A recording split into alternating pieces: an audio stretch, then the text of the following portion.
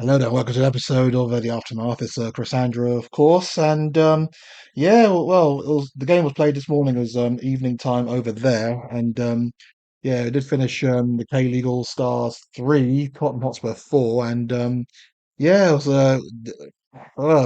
a good workout. I mean, lots of sublime football as well, some good skill and whatnot, and some very good and some very good performances. I mean, we played very well, I thought, and it's just a case of us ramping up our preparations for the start of the new season, and I felt that we actually did that okay because there were some good performances. The players were clicking. There was some lovely intricate passing, some lovely 1-2, some lovely cross-field balls as well. We looked sublime at times, and I was only kind of fleeting. The scoreline must suggest it was a close run thing, and in the end, it almost could have been. But in truth, after the first half, we were kind of out of sight, especially after the K-League swaps their first team, which was mostly Korean players, to into the second half, which was mostly Korean-based players, so mostly foreign players.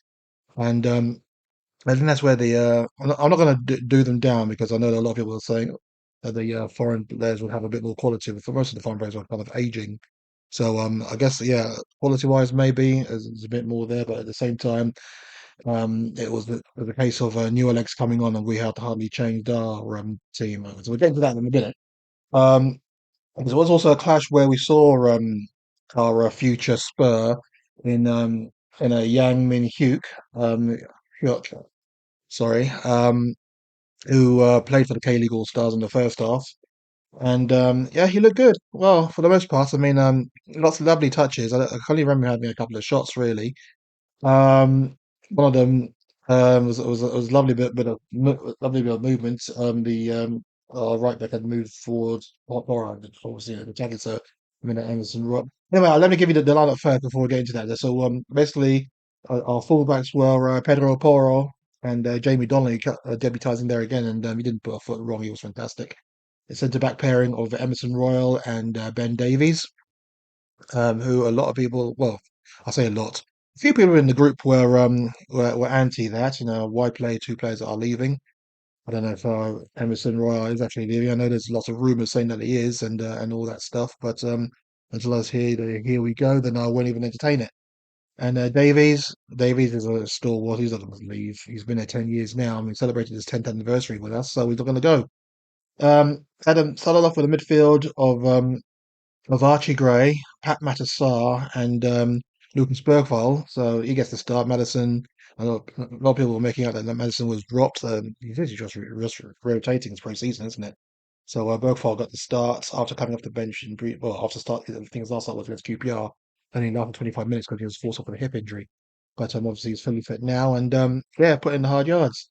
And then the forward line of Heung-min Son playing in his homeland to rapturous applause from the locals. They loved him, they really did.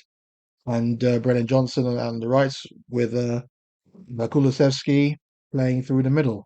Um, so yeah, that kind of worked out well there. And I did mention Yang Min-hyeok. He had a opportunity, I think that was around the 15th minute mark, where he received the ball from the midfield and raced through. Porro was forward, so I meant that Emerson were out of cover, they went across and cover, and he only did well. He kind of put him off a bit, but it was a good shot as well. It just blasted over. But Emerson, I have to say that Emerson I thought played very well, especially in the the first 20 minutes. He stopped a certain shot, a certain goal, sorry, a certain cross with a diving tackle, and the ball ricocheted off the attacker, and yeah, doing his defensive job very very well. We took the lead, deservedly so as well. Kulusevski scoring. It was an initial shot by Son, which was saved by the keeper.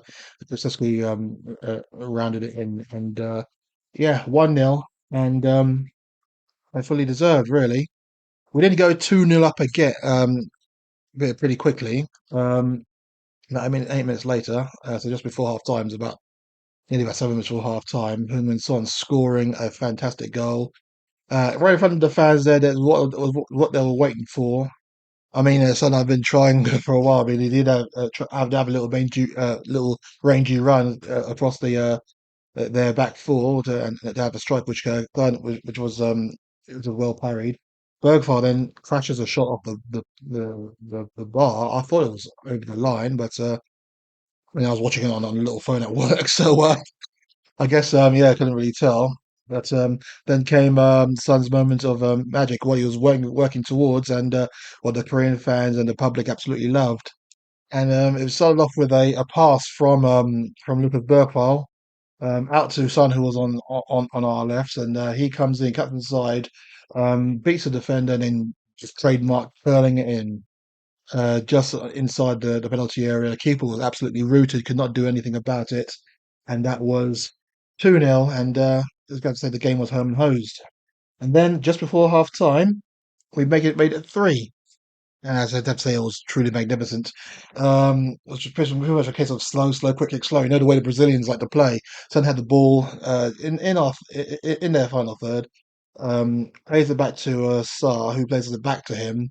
He then turns, plays it to I want to say Burke. No, I think it was Kulusevski. And Kulusevski plays the 1-2 back to him. Son's first touch was a nutmeg to the defender. He didn't know. Went straight through. We only the keeper to beat. And he just give them the eyes and then puts it in the opposite area. That was absolutely magnificent.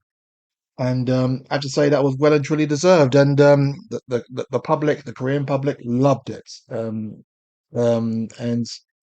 I enjoyed it too. It was just Son at his vintage best, really.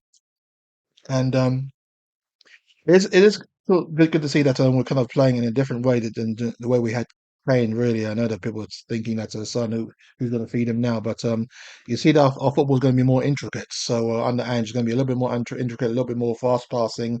So you don't need our striker to drop off as a quarterback and play the balls through. We can find Son with the way that we're playing now. That first half. Bergvall, absolutely fantastic. Archie Gray was actually great in the centre midfield. I thought it was shielding very well, and some passes were a little bit off, but you know, in his other play, um, fantastic. You can see why we got him, and yeah, great little player. Bergvall enjoyed his start, and yeah, created one. Well, had an assist for one, I would say, and yeah, um, fantastic play, and that was half time, and I have to say we went in there fully deserving it, and it wasn't pretty much a second half of changes for the Korean All Stars. They brought off all their players and brought on the second lot, mostly foreign players who were playing in the K League, and they kind of showed we didn't make too many changes. I think came on. Let me have a quick check on that one. I want to say that Sun came on.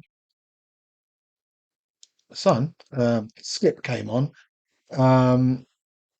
which was as expected. And I think Jed Spence then also came on. I can't remember what times. Not really giving me the times that they came on here, but they came on. Um, and it kind of showed. Although early on in the second half, we could have gone 4-0 up. Emerson Royale went going up for a corner and crashing his header off the bar, well, between the angle of post and bar. And then from that, the ball's ricocheted into the path of the All Stars player, and they launched themselves upfield. And their striker, his name is Stanislas Ilyuchenko. Um, sounds Russian, doesn't it? I presume he's Russian. Let me have a quick check. Um, German. I apologize. I apologize there. That Ilyuchenko um, putting the ball into the net. That was ruled off offside, but he was like 3 or 4 yards offside, so it was an easy one to flag. A couple of minutes later, um, it shows how good the All Stars were in the second half, where they were just pressing us and pushing us, not pressing us really, just pushing us back with their counter attacking. They just kind of set back and then just counter attacked. And this time they did score. Ilyuchenko did put the ball in the back of the net, and I saw a few comments there from people saying that Emerson was at fault. He was tracking Ilyuchenko back. The initial shot, I can't remember who took the initial shot, but that went through everyone, and then Brandon Austin was in goal in the second half. And it must have taken a bobble or something because Brandon Austin, he managed to get down and save it, but the ball spilled out straight to Ilyuchenko's path, and he put it in. Why people are blaming Emerson for that one, I have no idea. But it's a case of if you dislike a person, then you dislike a person. Doesn't matter what they do. It was literally unless they want Emerson to literally track Ilyachenko back and then track the ball as well afterwards, then who knows? But the keeper really should have had the ball or parried it away, but instead it spilled off him and into the path of Ilyachenko. Why that's Emerson's fault, I have no idea. But that was 3-1, and then very quickly, and I mean very quickly, a couple of minutes later, it was 3-2. And this one was just basically a cross into the box. During the build-up again, Emerson was tracking Ilyachenko, and then he has to go. Obviously, when you're defending and you have to move as a unit towards the ball, so the left back will be then challenging the players about the cross, and then obviously you move. The player moves from the man to the next, so the next player behind should then be covering that player, and that next player was Pedro Porro. And so when the cross comes in, obviously Emerson is obviously it looks like because he looks like he's marking space, but then Pedro Porro is close to Yurchenko. Yurchenko then dives in because obviously it was trying to get to the ball. So again, people want to try and blame Emerson for that one. It is what it is. I didn't see it as. I mean, when I was watching at the time, I didn't see it as a fault of anybody. I just saw it as the K-League with a good counter attack. But then again, is it fault again? So that's literally how it's all going down. And, like I said, when certain people hate certain man, then they're just gonna hate him forever. Doesn't matter what he does. So that was 3-2, and then well, as quickly as they made it 3-2, well, I wouldn't say as quickly. I mean, it took a few minutes, but we then made it 4-2. We brought on a few extra players. Or when I say extra players, I mean we obviously made a few substitutions. Madison came on, Timo Werner came on. Timo Werner came on. Another person who's getting stick from the fan base as per usual, and it is what it is. It was what it was. Um, this one just shows how good Timo Werner is. I mean, this was about 20 minutes before the end of the game. Um, Lovely little throw. I can't remember who played the through. I'm trying to wrap my brain. I can't remember who played the through ball. But someone played it, but the ball played out to Timo Werner, who took on his player, beat him for pace, played it beautiful, beautiful ball into the box between the goalkeeper and the 6-yard box. Was hard to defend, as anyone would know. And Will Lancashire, who came on as a substitute as well, puts it in. Another goal for Lancashire, another assist for Timo Werner. It's fantastic. And Lancashire, I think is he's no, he hasn't scored in every game so far in pre-season, but he's looked very good. I mean, he scored in the last game against did he score in the last game against Vissel Kobe? I know that Mikey Moore did. Anyway, but yeah, another goal in pre-season and looked good, looked good. That was 4-2, and we were playing very well. At that point, K-League also hit the post through Ilyachenko. He almost had his hat trick, and but they did pull a third one back, and this one you have to see it to believe it. I know people are trying to look for blame. Everyone wants to look for blame. That's what they want to do, just blame. They're just appreciating how good it was. Basically, it was a corner that came in, and this was like 10 minutes before the end. Corner comes in. Brandon Austin deals with it very well, punches the ball out clear. I mean, clear of the penalty area. But their player, Obadan, I want to, is he Brazilian? I want to say that he's Brazilian. Or was he, his pronunciation? Yeah, he's Brazilian, Obadan. Um, so it's probably pronounced Obadan. Obadan. I don't know, mispronounce his name. But the ball's cleared by Brandon Austin, clear of the penalty area, and Obadan, so the ball comes out, volleys it. I mean, volleys the fucking thing, and it doesn't touch the sides, right into the corner of the net. Brilliant goal, absolutely world class, and that was 4-3. Um, and yeah, I mean, they did have another chance to almost make it 4-4. Um, and I can't remember. Well, yeah, I forget who had that opportunity. Let me have a look at that. So yeah, a player called, I was gonna say a young player called Cecilio. Um, is that? But at the end of the day, he must be Brazilian. Cezinha, sorry. Um, yeah, Brazilian, 34 years old. Made a bit of a mess up of his initial pass, initial receipt of the pass, and then he received the ball back, goes in the penalty area, and leads a nice little one-time shot, and Elston with a brilliant save down to his left. Oh, if there was any, I mean, if we delayed any longer before saving, that would have been 4-4, and it would have been completely unjust based on what we saw in the first half.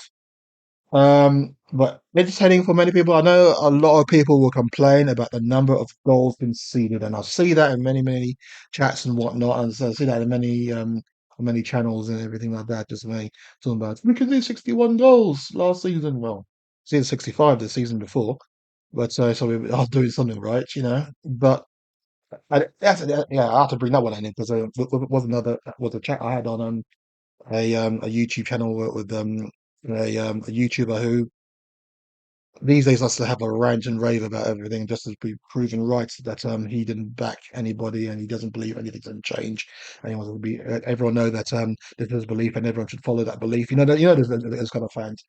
Um, and I just literally uh he kind of mentioned that yeah, with the players that we have, we shouldn't be conceding 61 goals. I just said to him, the players that we had the season before, we shouldn't be conceding 65 goals, but that's what it is, you know. We probably shouldn't be. But we've improved. We've conceded less than we did the season before. I said there's many things that we've improved on it that results hadn't improved. I mentioned to him on the Conte we lost on that Conte season. I mean, there was three managers on there. We lost 14 games. Under Ange last season, we lost 12. So there's an improvement there. We scored only 70 goals in that Conte season. We scored 74 last season, so there's an improvement there. We finished eighth the season before, and we finished fifth under Ange last season. There's an improvement there. So the narrative that the people try to put out that things should be so different and that what happened last season was poor, when you compare it to the season before, and you can see the improvements, not only in the style of play, not only in the creation of opportunities. We created the hell out. I don't know the numbers off the top of my head or top of my hand, to my fingertips, because I was just going to talk about this game, but that conversation just kind of riled me. And you see the improvements of the style of play in terms of players getting on board with it, in terms of people speaking highly of it and wanting to be a part of it. There's no behind the scenes chat. There's no feeling of being stabbed in the back or whatnot. And you see literally the improvements in terms of numbers, and then people trying to gaslight you by saying that nothing has changed. That's what I mean. After I said all that, he did not respond. He did not reply. And that says it all. They're trying to gaslight you. And that's why when it comes to all of these are like Ange out, Levy out, this, that, and the other. When you actually show them the numbers, when you actually show them the facts, they have nothing to come back to you on. And he didn't speak to me for the rest of the time. And I was like, fair enough. But yeah, this is preseason for us. We did very well in the first half, and I can't lie about that one. We did very well. Second half was a little bit mixed because they made wholesale changes, so I had fresh legs on. Well, there's not really the main reasons. I'll get onto that in a second. Um, and then we still persevered with a lot of our players. We didn't change too many; we just changed three. I think Skip came on, um, Austin came on, and I can't remember the third one to come on. But so yeah, and obviously because of that, I mean, not that we were tired, but just a little bit on the weary side. They were fresher than we were, and obviously because they are already with 25 games into their season in the K-League, they are a lot more matched. They have a lot more match fitness in them. I think a lot of the teams that we played have a lot more match fitness in them because they are getting closer either to their season or they've already played many games. Um, so, so yeah, and because of that, that's taken off probably probably a bad reflection on what we were actually trying to do or what we were actually trying to show. But in the end, we still won the game. We're still putting a lot of performances. We're still players are still clicking. The younger players are stepping up and looking like they have not they are lying their age. That they've been with us for many seasons. Mikey Moore also came on and looked very good. If Lancashire didn't score his goal, Mikey Moore was on the back post to actually score that. So it shows that his positioning and awareness absolutely top notch. Archie Gray, yeah, a few missed passes uh, when he was on, and but still, uh, equipped himself very, very well. Jamie Donnelly at left back, not his position at all, but but he took to it very, very well. And I have to say, centre back pairing. I know people will try and slate it, but it was all right in the first half. It was all right in this first half. And then I guess, new movements, a little bit of match weariness, and then they caught them out. It happens. It just happens. But people are going to look for blame wherever they're going to look for blame. Um, Good Spence came on and looked fantastic again. Came off for Porro and was marauding down that right side absolutely fantastically and inverted beautifully. Um, and then obviously Timo Werner came on and there's assist. Lancashire, of course, coming on. Son, fantastic and he got a massive round of applause from everybody when he was substituted for um, um he was substituted for Lancashire, I think. Madison was a bit hit and miss. Still kind of um, trying to acclimatise. I mean, it got to a point where he was trying way too hard, taking a lot of shots, and but looked all right, did okay. But Bergvall, who came on, I mean, he has an assist to his name, and it was an assist. I'm pretty sure he did get an assist. I want to say he got. I'm not saying that he got an assist. I'm sure he did. Um, and but And he looked fantastic. I mean, dictated everything. Passing was on point when he was in a tight spot. Got out of it so beautifully. So it was fantastic. Saw much improvement from the last game against Vissel Kobe, where he was kind of like a hit and miss, I would say. Um, and Johnson tried a bit too hard, but he had opportunities. He had shots, and I wouldn't say he disgraced himself. Did very, very well, and grew to the game as the length of time he was on it. Um, I thought it was a good workout. I enjoyed it. It was fantastic. Maybe not so much the second half. I know a lot of people will say 7 goal thriller, but I hate it when we concede goals. Um, but you know, we we did what we had to do. We did what was necessary, and we still won the game. I'm not quite sure the Copan series comes along with the trophy, but hopefully we win that one and we parade that shit. I don't care. I'm shameless, man. I mean, I want to see a trophy. Anyone can laugh all they want. I mean, as far as I'm concerned, if you've got proof that you win, then you win. You just got to maintain that and remember that focus in your head to try and take it on to win other trophies as well. And that's where we have to try and build up our thing up. And that's where the likes of Ange Postecoglou comes in, man who's done it, been there and done it.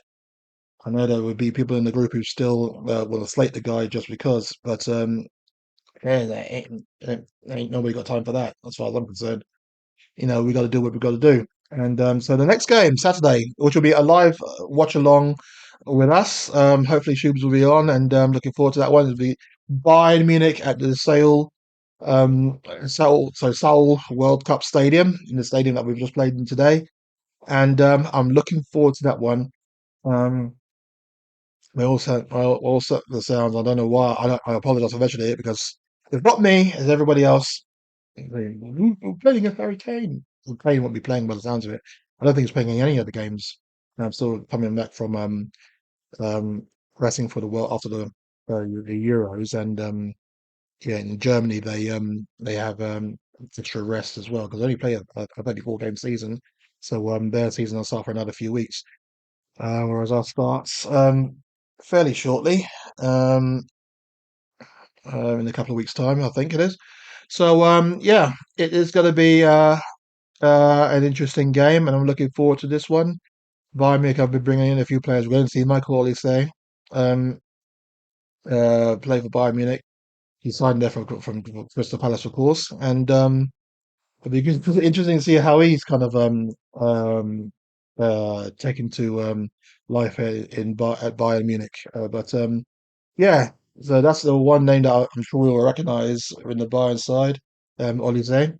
Um, and we should be seeing a couple of other players. I mean, Dragosin did play a few minutes, well, about 20 minutes in today's game, and he didn't really stand out, so I guess there's nothing to write home about. He did what he needed to do and get some extra minutes in his legs. So it could be the case that he could play on Saturdays, and I hope so because he needs to get back into the match fitness of it all, and I'm looking forward to it. But that's going to be a big game. Still haven't quite forgiven them for that Champions League game that had to sit through. So and also did we play? No, we didn't play them in the early cup when I went. Um, it was Real Madrid and AC Milan that season, but it should be a good one. And then we shall see how it all kind of all comes together. And then the week after that, um, with Spurs against Bayern Munich again. So that is on the 10th. I'll be going to that one. So expect a match vlog from me. Taking my goddaughter up there as well. So it'll be for her first experience of Spurs. I don't think she's that much of a football fan, but hopefully after today, after that game, and hopefully if we beat them, we'll be able to convert her. But anyway, it's my views on the game. Let me know what you think.